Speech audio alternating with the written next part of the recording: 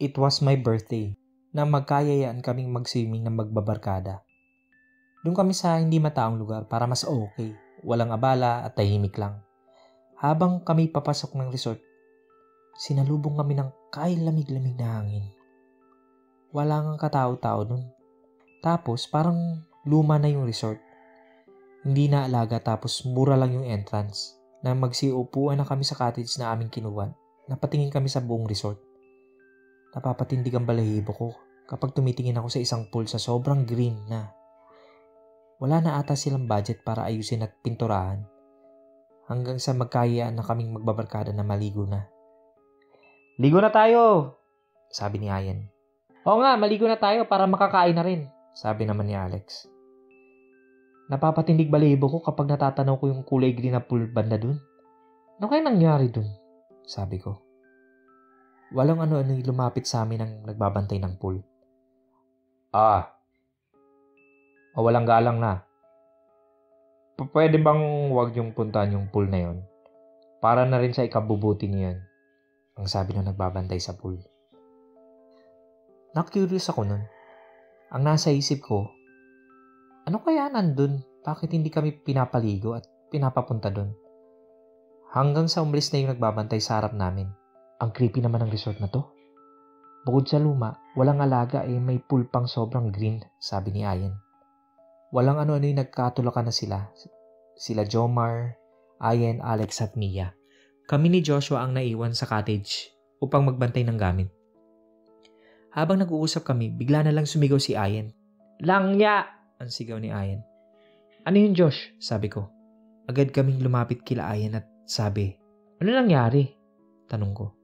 May humila kasi sa paa ko. Ito kasing si Jomar Obvious namang siya yung umahatak palalim sa paa ko. Langya, malapit na ako mamatay, sabi ni Ayan. Anong ako? Kasama ko si Alex at Mia. Tanong mo pa sila. Ang paliwanag ni Jomar. Ang masayang pagsiswimming na uwi sa katatakutan. Biglang umahon si Ayan sa pool at pumunta sa cottage. Ang pasaway na sina Alex, Mia at Jomar pumunta sa kulay berdeng swimming pool. Tinulak nila si Mia. Nagtawanan sila. Mga baliw nga naman. Within mga 2 to 3 minutes, hindi pa rin makaahon si Mia.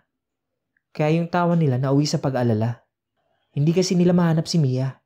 Kasi yung pool hindi clear. Hoy Mia, umahon ka na! Tawag ni Jomar na maiyak-iyak na. Lumapit kami sa kanila. Si Mia, ano ba naman bakit pa kasi tinulak-tulak niyo pa? Ang pasigaw kong sabi sa kanila. Agad naman akong tumalon para sagipin si Mia. Nang mapunta na ako sa kailaliman, may humatak sa paa ko, paibaba ng paibaba. Pagtingin ko, may babae na sira-sira na yung muka. Hindi na ako makahinga nun. Hanggang sa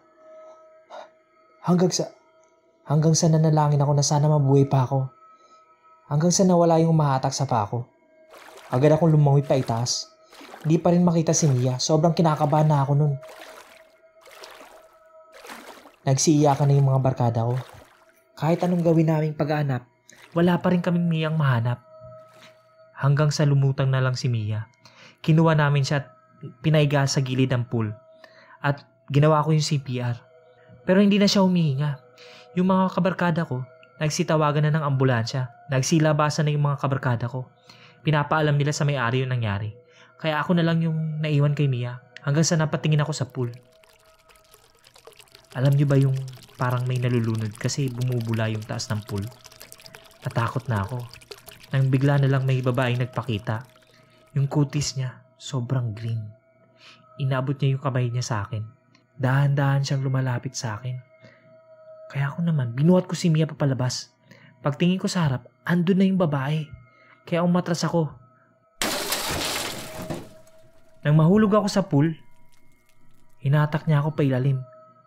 Kahit anong gawin ko, hindi ako makawala. Kahit anong sipa, hindi tumatalab hanggang sa may humila sa buko at hinila ako paitaas. Si Alex, nandun na rin si Mia. Ilang minuto dumating na yung ambulansya. Sina Jomar at Alex yung sumama sa ospital. Kami naman ni Ayen, Joshua ang nagpaiwan upang dali ng mga gamit. Walang kung ano-ano'y ando na naman yung babae sa gilid ng pool kumakaway. Natakot ako kaya agad kaming lumabas. Hanggang sa may ikwento sa amin yung nagbabantay ng pool. Sinabihan ko na kayo wag na kayong pumunta sa pool na yon. Titigas ng ulo nyo eh. Ang sigaw na sabi ng tagabantay ng pool. Bakit siya nagpapakita? Ano ba nangyari sa kanya? Ang tanong ko. Pinatay siya ng asawa niya sa pool na yon. Natakot kaming pakialaman yung mag-asawa. Baka may madamay kami. Wala siyang awang tignan ng nalulunod niyang asawa. Pagkatapos lumutang ng babae. Umalis agad siya. Mula nun, lagi na lang may namamatay sa swimming pool na yan. Lagi may nagpapakita, lagi may kumukuha ng buhay. Halos kada taon na. Hanggang sa nalugi yung resort. Marami na rin nagre-reklamo na ipasara ng resort na to eh. Pinaplano naming isara na lang to pero nang balaki namin, namatay yung kaisa-isang anak ng amo namin. Bago namatay, sumuka ng maraming tubig. Kaya yun, pinagpatuloy na lang namin. Wag na kayong bumalik dito. Sige na, umalis na kayo. Bago kami tuluyang makaalis, nakita namin ang babae na namatay sa pool na sumisilip sa gate. Kaya nagsitakbuhan na kami. Hanggang sa makauwi na kami, ilang oras din nang tumawag si Alex sa akin. Patay na daw si Mia. Halos kami lahat sinisisi sa pagkawala ni Mia. Galit lahat sa amin ang pamilya namin nun. Hindi ko rin matanggap na sa kaarawan ko pa siya nawala. Hanggang sumasapit yung kaarawan ko, siya lagi iniisip ko.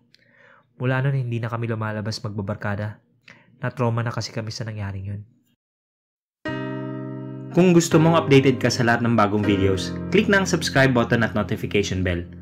Maaari ka ring makatulong sa channel sa pagpunta sa Patreon page, yung link nasa description, kung saan pwede ka magpadala ng pera sa channel. Maski $1 or 50 pesos per month napakalaking tulong na po.